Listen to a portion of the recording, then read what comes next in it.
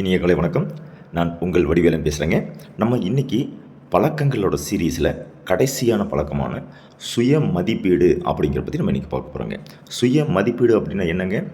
நம்மளுடைய திறமை, நம்மளுடைய எண்ணங்கள், நம்மளுடைய செயல்கள், நம்மளுடைய பழக்கங்கள், நம்ம செய்த சாதனைகள், நமக்கு ஏற்பட்ட சோதனைகள் மற்றும் நம்ம மேம்படுத்தி கொள்ள வேண்டிய அம்சங்கள், இது எல்லாத்தையும் தனித்தனியாக பகுப்பாய்வு செய்து அதுக்கு நம்ம ஒரு மார்க் போடணுங்க. அப்போது நம்ம எந்த பாடத்தில் பார்டர் மார்க் வாங்கியிருக்கிறோம், எந்த பாடத்தில் ஃபஸ்ட் கிளாஸ் மார்க் வாங்கியிருக்கிறோம், எந்த பாடத்தில் நம்ம 35 மார்க்கு கீழே வாங்கியிருக்கிறோம் அப்படிங்கிறத நம்ம மதிப்பீடு பண்ணி அதை சரி பண்ணிக்கணுங்க. கரெக்டுங்களா? இப்போது நம்ம ஒரு பலம் நமக்கு என்ன அப்படின்னா, அந்த பலத்தை பெருக்கணுங்க, பலவீனத்தை குறைச்சிக்கணும். ஸோ இந்த மாதிரியான விஷயங்கள் எல்லாத்தையும் பகுப்பாய்வு பண்ணி ஒரு சுய மதிப்பீடு செய்கிறோம் இல்லைங்களா? இதுதான் பார்த்திங்கன்னா நம்ம சுய மதிப்பீடு அப்படின்னு நம்ம சொல்கிறதுங்க. இப்போ இது ஏன் அவசியம்?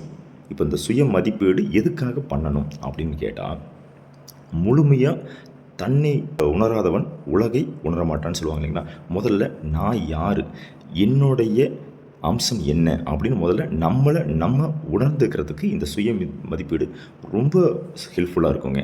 அப்புறம் நம்மளுடைய பலத்தை கூட்டுறதுக்காகவும் நம்ம பலவீனத்தை குறைச்சிக்கிறதுக்கும் இது கட்டாயம் தேவைப்படும்.